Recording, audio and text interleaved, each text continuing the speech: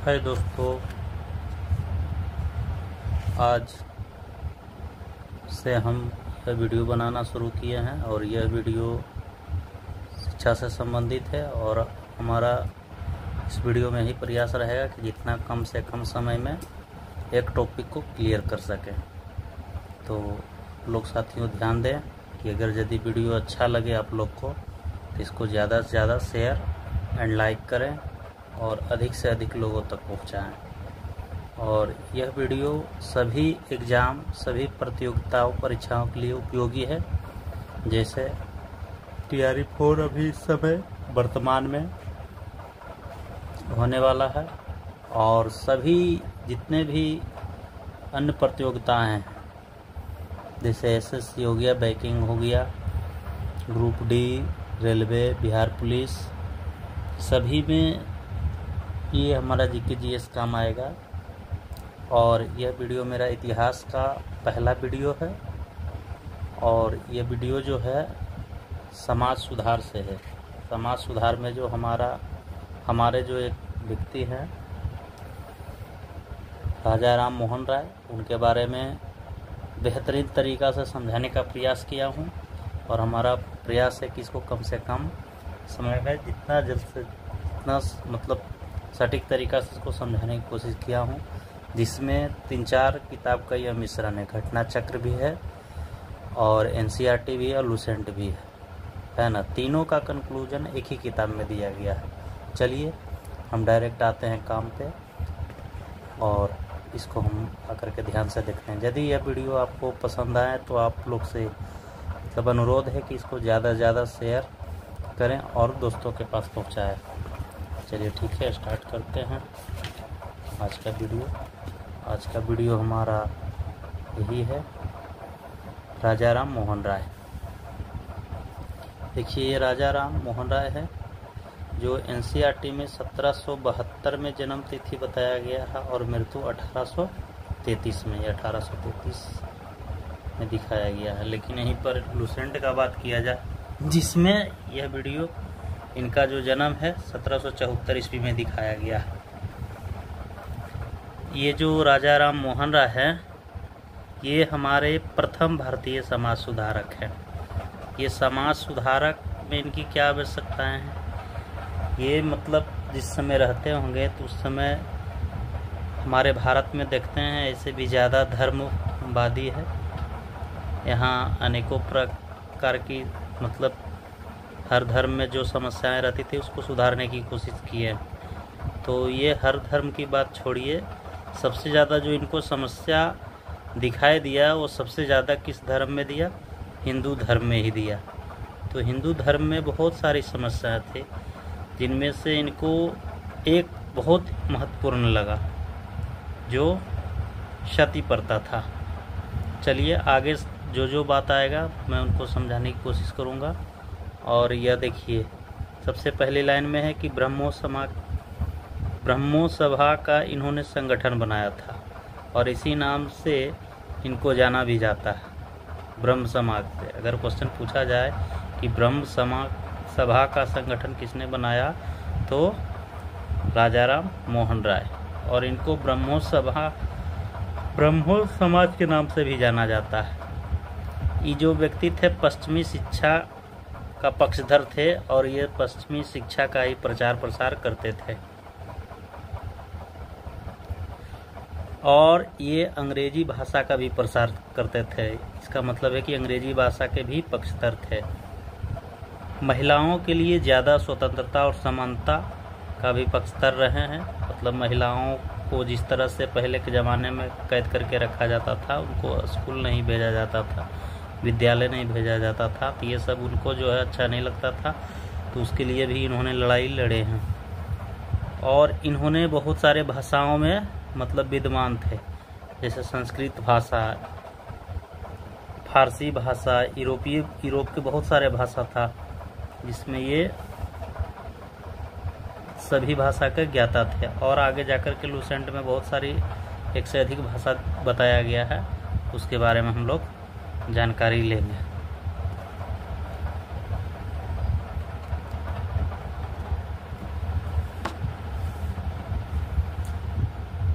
ये प्राचीन ग्रंथों में विधवाओं की जलाने की अनुमति नहीं दी गई है। ये आपका किताब एनसीईआरटी में लिखा हुआ है कि प्राचीन जितना भी ग्रंथ है जिसमें मतलब हिंदू धर्म के बारे में क्या क्या चीज़ बताया गया है, जिसमें से विधवाओं को जलाने की कहीं अनुमति नहीं दी गई है। मतलब ये इतने इनको ग्रंथ में पढ़ने की रुचि थी कि जो समाज में गलत चीज़ चलता था उसको इन्होंने रिसर्च करने के लिए मतलब प्राचीन ज़माने में जितना ग्रंथ होता था सब कोई ढूंढ करके निकालते थे कि कहाँ जलाने का बात कही गई है।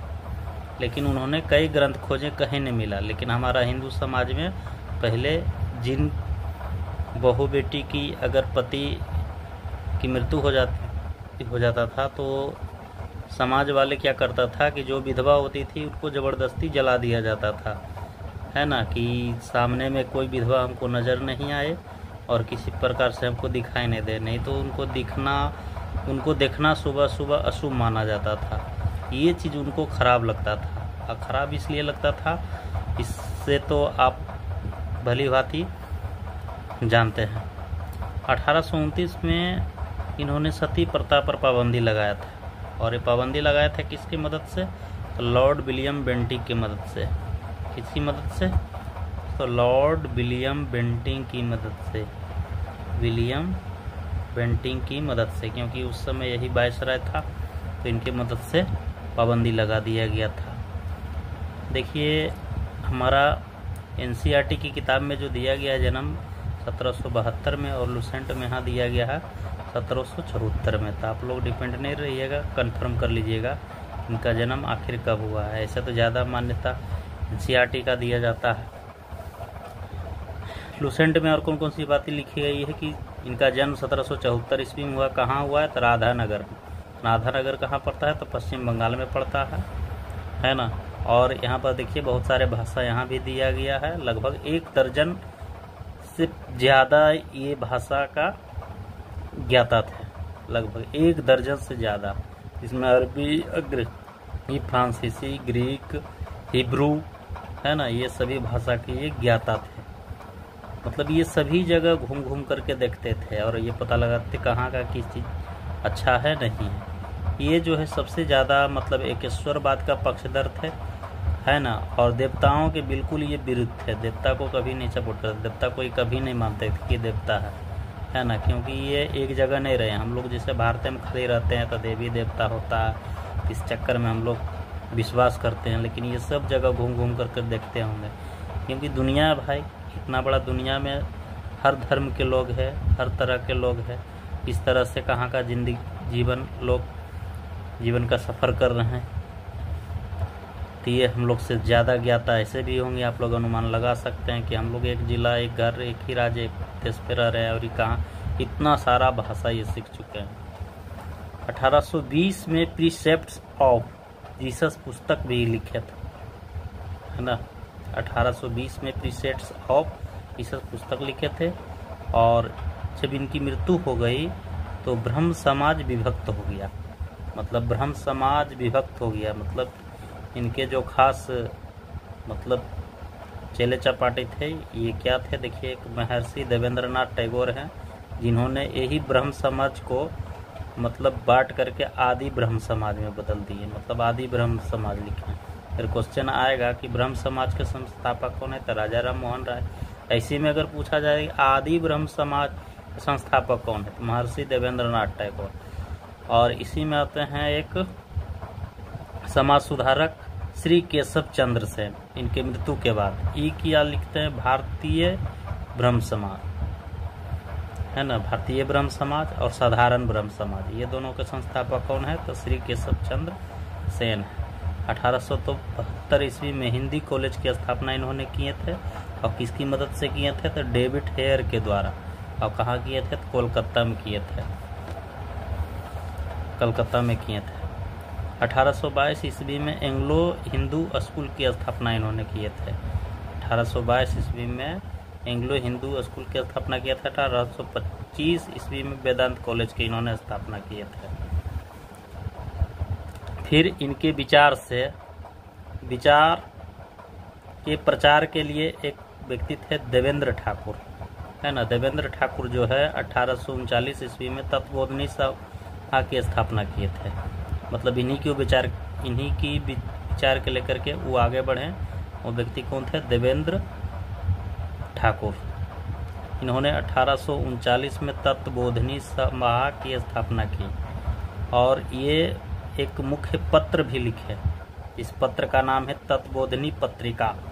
तत्वबोधिनी पत्रिका किस भाषा में लिखा गया है? तो बांग्ला भाषा में। इसको याद करने के लिए सीधा मतलब सरल तरीका क्या चीज़ है कि देखिए कि राजा राम मोहन राय का जो जन्म हुआ था कहाँ हुआ था? तो कलकत्ता में हुआ था। कलकत्ता में कहाँ हुआ था? तो क्या है? राधानगर गांव में। कलकत्ता कहाँ पड़ता है? पश्चिम बंगाल में। तो इनका जन्म मतलब पश्चिम बंगाल में हुआ था। तो इनके मतलब जो भी इनका जो प्रचार प्रसार करने वाला व्यक्ति भी मिले थे तो पश्चिम बंगाल में ही मिले थे। तो इनका लगभग चीज़ मतलब बंगाल में ही मिल रहा है। इनको जो है बहुत सारे मतलब जैसे लोग कहने लगे, जैसे इनको भारतीय पुनर्जागरण का पिता कहा जाता है ना। फिर भारतीय राष्ट्रवाद का पैगंबर भी इन्हीं को कहा जाता है। फिर भारतीय राष्ट्रवाद का जनक भी इन्हीं को कहा जाता है और आधुनिक भारत का पिता भी इन्हीं को बोला जाता है और प्रथम आधुनिक पुरुष भी इन्हीं को बोला जाता है। युगदूत भी इन्हें बोला जाता है।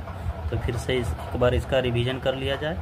इनको भारतीय पुनर्जागरण का पिता बोला जाता है और भारतीय राष्ट्रवाद का पैगंबर भी इन्हीं को बोला जाता है। राष्ट्रवाद का जनक इन्हीं को बोला जाता है। आधुनिक भारत का पिता किसे कहते हैं? तो राजा राम मोहन राय को। प्रथम आधुनिक पुरुष किसको कहा जाता है? तो राजा राम मोहन राय को। युगदूत किन्हें कहा जाता है? तो राजा राम मोहन राय को। तो इतना चीज़ इनको कहा जाता है। आगे है 1815 में इन्होंने आत्मीय सभा की स्थापना किए थे। कब किए थे आत्मीय सभा की स्थापना? किन्होंने किया था? तो राजा राम मोहन राय ने। इन्होंने किया था तो राजा राम मोहन राय। 1818 में इन्होंने ब्रह्म समाज की स्थापना किया। हिंदू धर्म का पहला सुधार आंदोलन कौन समाज था? तो ब्रह्म समाज था। हिंदू धर्म में बहुत सारा मतलब पाखंडी चला हुआ है, तो इनको सुधारने के लिए इन्होंने ब्रह्म समाज की स्थापना किए थे। राजा की उपाधि इनको कौन दिया था? इसे इनका नाम है खाली राम मोहन राय। क्या नाम है? राम मोहन राय। और इनको एक राजा का उपाधि दिया गया है। तो राजा का उपाधि इनको किन्होंने दिया है? किसने दिया है? तो अकबर द्वितीय ने दिया है। किन्होंने दिया? अकबर द्वितीय ने। याद रखिएगा, वेरी वेरी इम्पोर्टेंट कि राम मोहन राय को राजा की उपाधि किसने दिया? तो अकबर द्वितीय ने दिया। और इनका जो मृत्यु हुआ था इंग्लैंड के ब्रिस्टल में हुआ था। इंग्लैंड के ब्रिस्टल में कब हुआ था? तो 27 सितंबर 1833 को इनकी मृत्यु हो गया था। तो ये इतना चीज़ पढ़ना था दोस्तों राजा राम मोहन राय के बारे में। यदि यह वीडियो आप लोग को अच्छा लगा होगा तो लाइक शेयर ज़रूर कीजिएगा। और अगर लाइक शेयर मिलता है तो इससे हमारा प्रोत्साहन मिलता है। और यह वीडियो हमारा आज प्रथम वीडियो है। यह वीडियो जो है आज हम 7 तारीख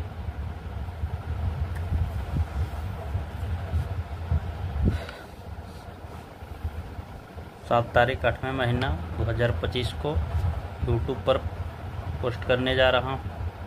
और ये आज का प्रथम है। अगर थोड़ा कुछ गड़बड़ लगा होगा तो कोई दिक्कत नहीं है, पहली बार है, थोड़ा हिचकिचाहट है।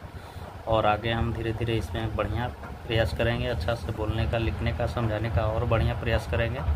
और इस प्रयास को सफल बनाने के लिए इसको आप लोग से अनुरोध है कि ज़्यादा से ज़्यादा लाइक शेयर करें, क्योंकि हम बहुत गरीब हैं। आप लोग देख सकते हैं कि कागज़ कलम पर समझा रहे हैं, मेरे पास इंटरेक्टिव बोर्ड नहीं है। आप लोग इतना हेल्प कीजिए कि धीरे धीरे वो भी आ जाए, क्योंकि हम भी इसी फील्ड में हैं, आप ही लोग के फील्ड में हैं और इसी में जुड़े रहना है। ठीक है, थैंक यू, धन्यवाद वीडियो देखने के लिए।